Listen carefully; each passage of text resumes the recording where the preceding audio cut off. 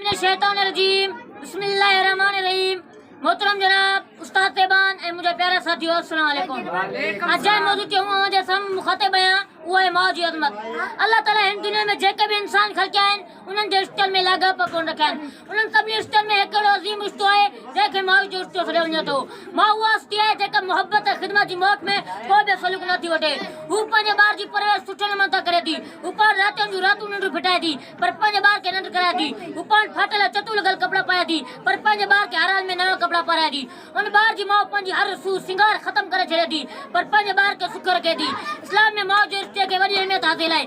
माउ जे बारे में हीअ चवणु तमामु घणी मशहूर आहे त माउ जे पेरनि हेठां जन्नत आहे। अल्लाह ताला क़ुरान शरीफ़ में इरशाद फरमायो आहे त माउ ऐं पीउ सां भलाई करियो। असांजो सोने तंज अज़ीम शहर लाखलाती माउ जे बारे में फरमायो आहे त भले जायूं मायूं संदू साले आहिनि, भले जायूं मायूं संदू साले आहिनि, अॻियां मशर माग में मिलन वॾा दाज ॿिनि वीचारनि ॻोल्हा कई वठाया कया।